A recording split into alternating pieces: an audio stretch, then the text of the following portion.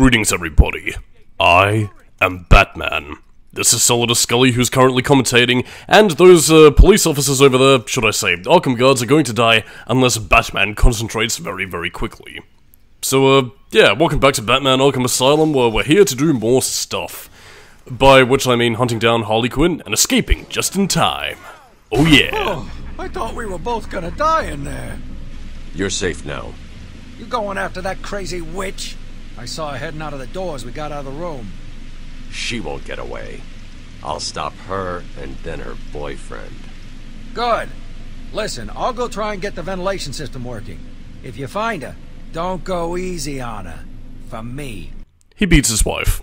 But anyway, now that those two are saved, we can finally move on to smashing more Joker teeth and finding Harley Quinn. But yeah, if you didn't get any of the riddles, well, not that you could get all of them, but again, if you didn't get the Prometheus riddle until now, you're pretty much going to be waiting until right towards the end of the game, actually, if you want to get those riddles again, so, quiche, really. Now, since we have gotten to the point where I am finally starting to upload parts of Batman Arkham Asylum to YouTube, yeah, recent comment by Sir Isaac Fortescue has also brought up that I should touch on the audio recordings a bit more, so, yeah, if I run out of things to say, that's pretty much something I'll do. To talk about more relevant topics in terms of Riddler trophies, yeah, you do have areas that are inaccessible until you have specific gadgets, so again, if you are one for completing the whole Riddler side quest thing, again, it does give you reason to come back and travel towards these specific areas, but again, provided that you do pretty much pick up Riddler trophies as you go, the whole backtracking, get everything to 100% the game, it isn't quite as astronomical as it might seem, but there are also aspects where, you know, depending on how much you are invested in the side quest, you probably might find it to be a little bit taxing. Also, there's a lot of leaves in this grungy little area right here, indicating that it is the fall of Batman Arkham Asylum.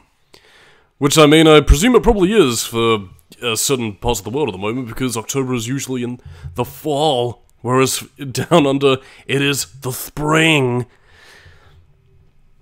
So yeah. I mean, the only real difference between the two is that, again, while the fall has temperatures falling, instead we actually have temperatures rising, which is currently 32 degrees at time of recording, so, yeah, things are going to be quite sweltering, and damn it, I can't get it! Although that is kind of curious, actually. Like, are those force barriers like a full-on, like, energy shield, or is it just like a... Or is it just like a line where you could potentially squeeze through if you were thin enough? I mean, considering the fact that Batman can't squeeze his way through, I'm gonna presume the latter in this case, but... I don't know, could Catwoman potentially, you know, dive through with her gymnastic skills? Could the Dick Grayson Robin do that? Heck wished. Anyway, to once again reiterate on certain points, well, with a lot of the crazier inmates, I'm just pretty much calling them the crazies, for the lack of a better phrase, but... yeah, the one damaging attack, which is actually a bit of a surprise if you're not expecting them to show up, is that they'll pretty much jump on a Batman's back and, well, drain his health very rapidly, so, yeah, your best bet is to usually either throw them off or get the jump on them by either using a batarang or just, you know, giving them a swift jump kick, because otherwise, well, you will be screwed.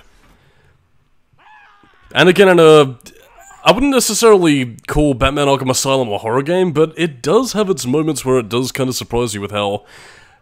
I know gruesome probably isn't the right word to use in this situation, but again, it does get surprisingly tense, so... Again, Rocksteady not turning their hand towards horror games after, you know, the Arkham series is a bit of a mystery to me.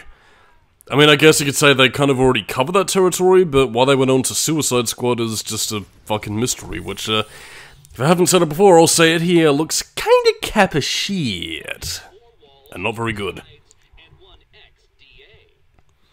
But yes, this is also Two-Face, character who doesn't appear until much later in the series and isn't really done a lot of justice. I mean, again, there are worse versions of Two-Face. Tommy Lee Jones from Batman Forever comes to mind, but at the same time, though, I don't really think the Arkham series does Two-Face a lot of justice, at least in terms of getting his character right. I mean, there are one or two moments here and there, but he's not really the main focus of any of these games, which I guess I probably found him not very interesting to write. But, quiche. I suppose, while we're on the subject of crazy people, let's talk about the Victor Zsasz audio tapes. They don't really delve much into his backstory, which is a bit of a shame. I mean, Arkham City does touch upon it a little bit more about him being a reflection of Batman's Well, okay, there is the whole sort of thing about how some of Batman's best rogues gallery usually do reflect aspects of the Bat himself, but, what exactly Zsasz represents is a bit of a mystery to me. I suppose maybe a similar reflection of Batman's loneliness and desperation after his parents died, but I don't know. I guess considering that he is one of the more gruesome villains, that they haven't really had a chance to explore him with as much depth as I suppose they would have liked. Well, I mean, at the very least in terms of, you know, alternate media, you know, games, television, whatever else. I'm sure the comics have probably done something with him, but then again, I haven't really read a lot of stuff with Victor Zsasz in it, so, might be worth researching one of these days. But yeah, in terms of his interview tapes with Arkham Asylum, I think I might have already shown them off at this point, but yeah, basically, they talk about him viewing people as zombies. He's very apathetic. I jump-kicked this crazy guy into submission. And yeah, basically he goes off to Dr. Cassidy, who you're kind of led to believe by the tapes themselves that she died by Zsasz's hand when he escaped Arkham beforehand, but no, Batman got there just in time, and we did actually meet Dr. Cassidy, who, you know, showed up back in the hospital area, and you can actually go back and visit, so yeah, Cassidy is safe from Zsasz's mark. But yeah, Zsasz's whole shtick is pretty much just killing people and posing them in a manner befitting of their deaths. So again, like, you know, one of the riddles they're actually going to be solving quite soon, actually, is, again, Zsasz is counting on you to find his work. He pretty much poses a bunch of Arkham guards who are sitting around playing cards. Again, kind of going back to that whole thing of Frank Boles, you know, gambling with some buddies in Arkham Asylum, so, yeah, that was Zsasz's interpretation of the zombies. But anyway, I can stop waffling now because we finally found Harley Quinn. Don't worry, one well-placed batarang. Go, Batman!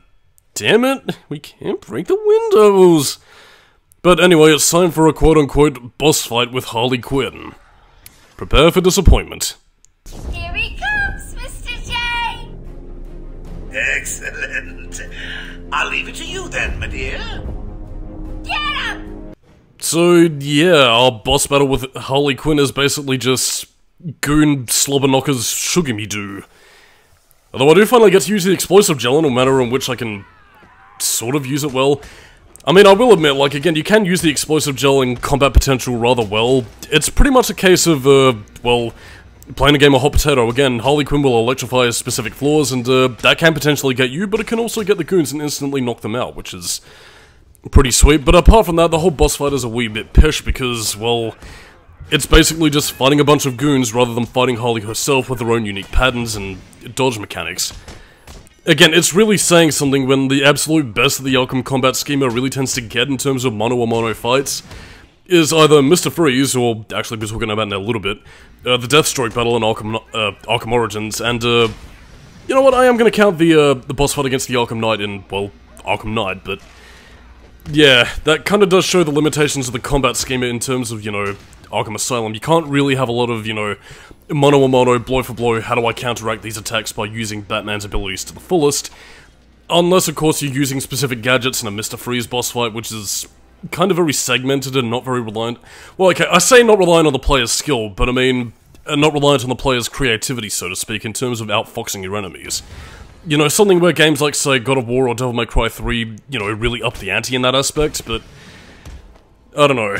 I really feel like they could have done something with maybe Harley Quinn's acrobatics and, you know, kind of having, you know, her acrobatic skills play into her boss fight, but yeah, it's a shame nothing ever really comes of it. Anyway, that's the end of that chapter. Pacification Chamber. He's done it again! I don't believe it! I'm on my way now.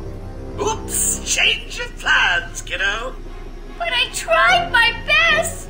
Sorry, but there is no prize for second place. I'm afraid you're off the party list. Better luck next time. No!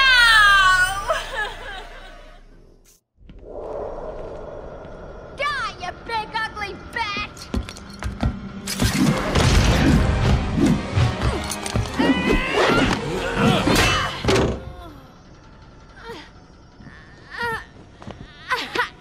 Hey, hands off the merchandise! That's my party list! Quiet. Why the smiles next to certain names? You're the detective, you tell me!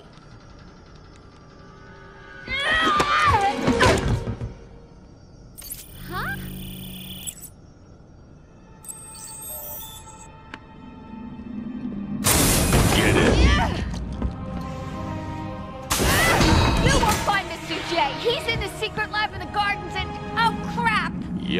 I know. Damn! Well, he'll get me out, you'll see! Yeah, you'll see.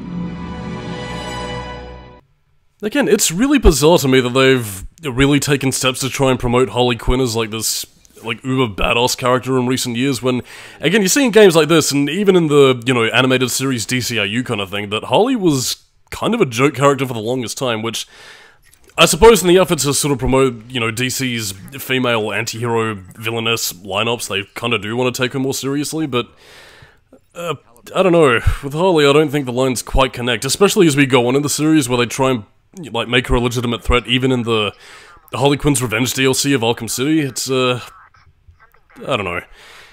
It's all a bit conflicting, but acquiesced. In the meantime, we've also got some riddles to solve, and also a bit of trivia I'd like to talk about while Harley Quinn whines about the Joker coming to save her. And she's also off Joker's party list. And apparently her pigtails show up in detective mode. Why? Fuck knows, but anyway, you saw that giant frosty cage over there. Well, that's because it's Mr. Freeze's cage, and he was initially intended to appear in Arkham Asylum, but was actually cut out of the game and saved for the sequel. Which does kind of bring dividends as to at least a few plot aspects, because again, like the whole Joker mixing with chemicals, like, I mean, I'd imagine he probably would have some chemical knowledge, at least in terms of, oh, I'll spray them with acid from my flower and squeeze my pelvis to shoot acid from my penis, ha ha ha. But I mean, not to the degree where he'd be able to make, something like Titan, so I am kind of thinking that in an earlier draft of Arkham Asylum that maybe Mr. Freeze was going to be working with Joker in exchange for, a cure for his wife's disease.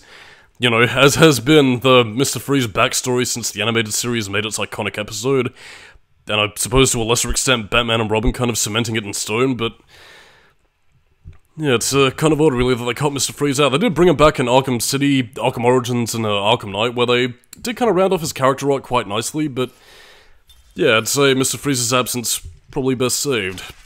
There was actually another character that was initially intended for Arkham Asylum that was also cut out, but I'll cover that one a bit later. But in the meantime though, going back onto the subject of Harley Quinn, yeah, you're going to be hearing the interview tapes with Harley Quinn right at the end of this part because, fuck it, why not? I figured it's appropriate, given the majority of this part, but yeah, the whole thing about Harley, at least at this point in time, compared to, where she would later go on for, I guess, more recent adaptations, is that basically Joker pegged her for hired help the moment he saw her, and, again, like, the whole backstory behind Harley Quinn, at least at this point in time, was basically that, again, she pretty much wanted to become a psychologist, interview super criminals, basically for fame, because one of the original backstories was that, again, she pretty much slept her way through, college and, for her psychology diploma.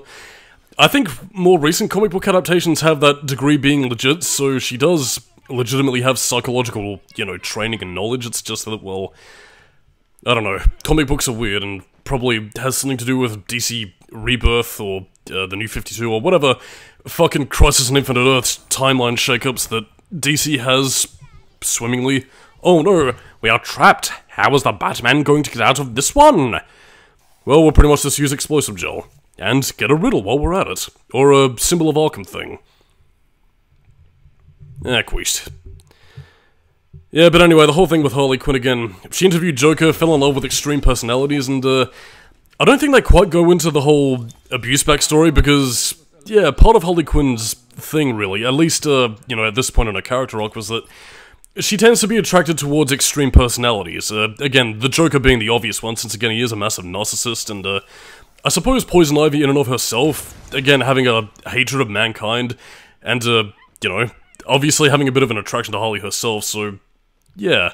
I'm not quite sure what the word is, and I'm trying to remember what it is. I don't want to say it's codependency, although that might be what the word I'm thinking of, but it's a sort of compulsion and a need to be told by others what to do, and she'll pretty much let that dictate a majority of her personality. I'm guessing that, since they're trying to have her shack up with Poison Ivy in more recent years, that it's probably more of like a shared love kind of thing, but with the Joker it was definitely an aspect of he wanted to control every aspect of Harley's life, which is incredibly dark, but at the same time, Harley also legitimately loved the Joker, and the Joker in his own twisted way loved her, which is, I guess, what made the relationship interesting for quite a number of years. In fact, I mean, I'm gonna be paraphrasing, you know, Matthew Mattelli from the SGB run of Arkham City, but, again, if you ever show me a writer who has the Joker rape Harley Quinn, that's a writer who has absolutely no understanding of what their relationship is. I mean, at least at this point in time, and in turn somebody who's also, well, crap and just doing it for shock value. But then again, I think we've safely left the New 52 behind, so onwards to new adventure.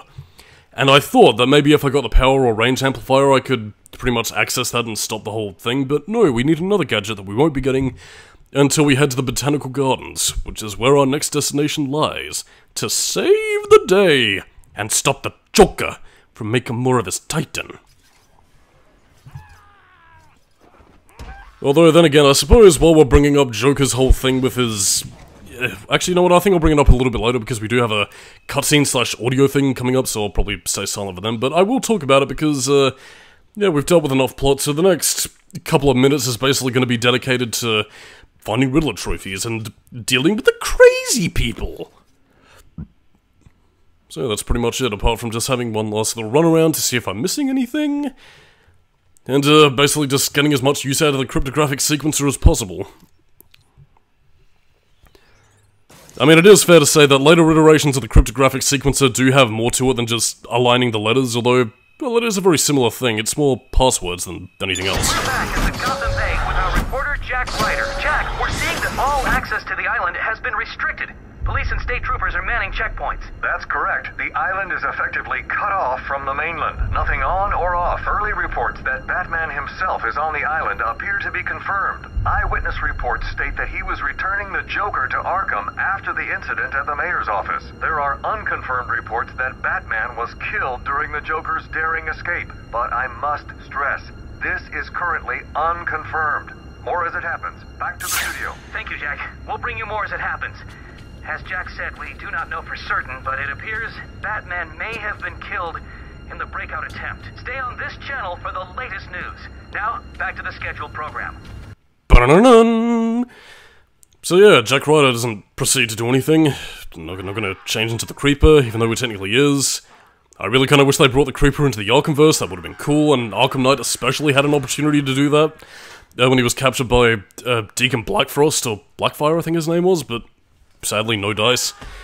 Goddamn crazies, get out of Batman's way! Ooh, you're not gonna be shitting for the next couple of weeks.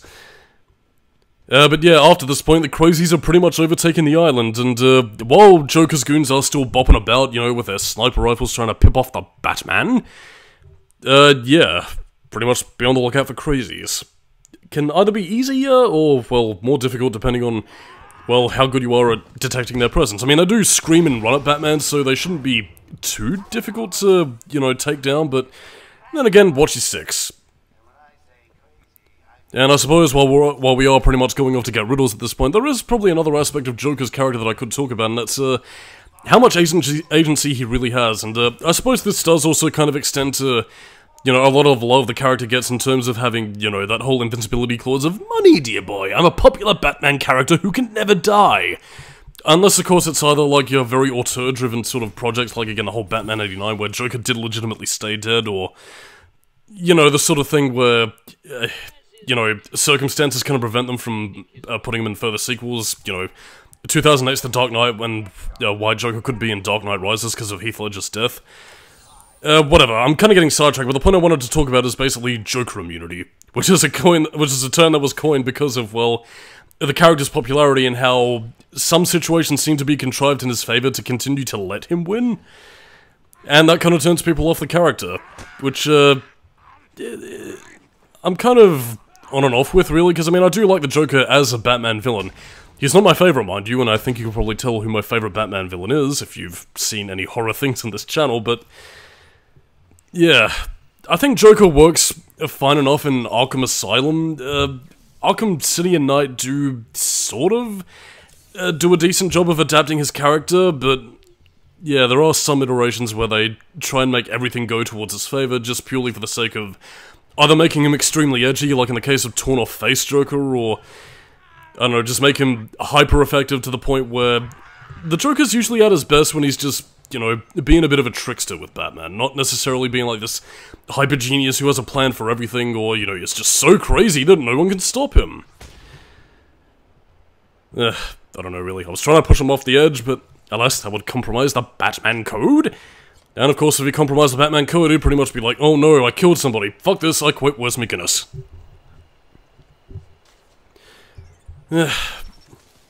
But anyway, off we go, and another Riddler trophy is mine.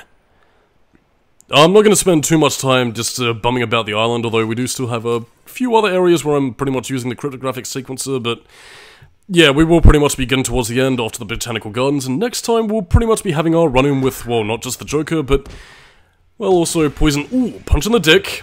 Yes, Poison Punch in the Dick. And, I should probably think of some Poison Ivy trivia to bring up as soon as we get there. Hey there, buddy, what you doing? Swatting at flies? Ah, wheesht. But anyway, one last visit to the Visitors Center. Visitally. And the Joker Monument is slowly being complete. Whoopee. Anyways, you can no doubt tell by me running out of steam, I'm almost out of juice. So, anyway, let's have another interview with the Joker. Let's talk about employee relations, Bats.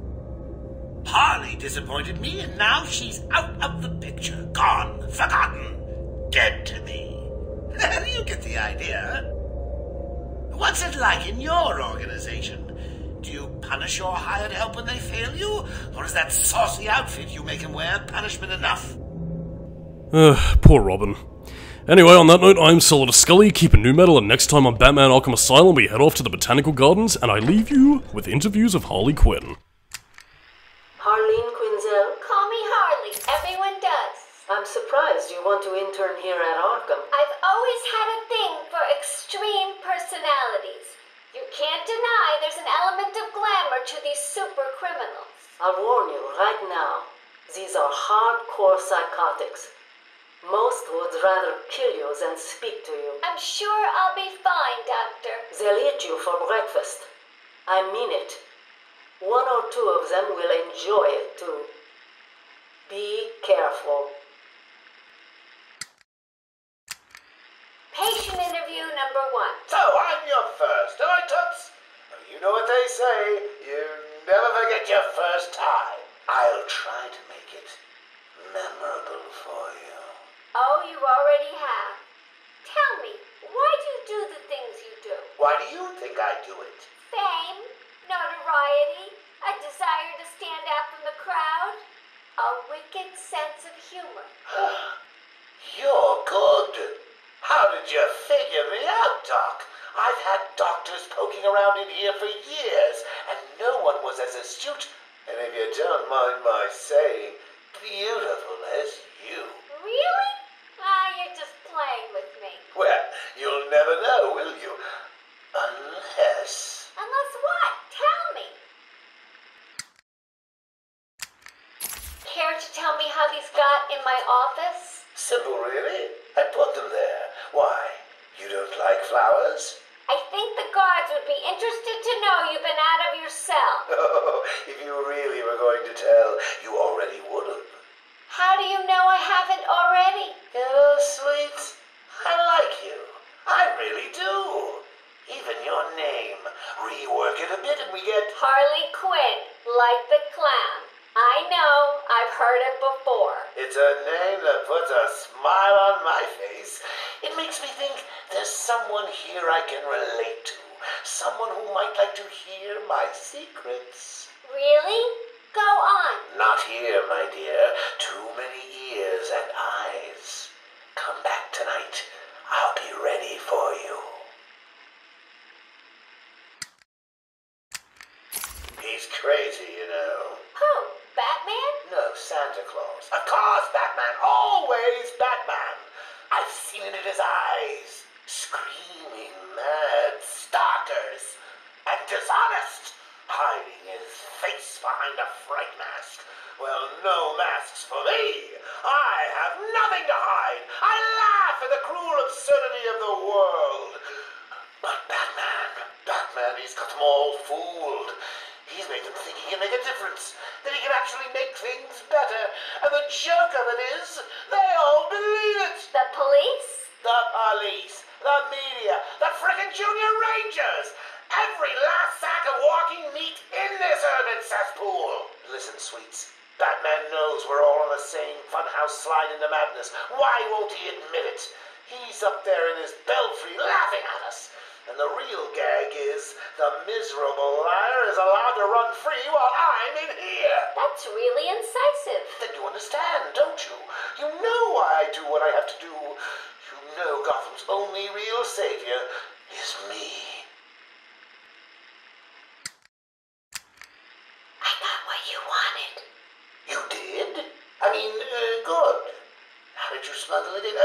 Actually, I don't want to know. So are you ready to stop that evil, murdering bat once and for all? Of course I am. He needs to pay for what he's done to you. Give it here then, quickly.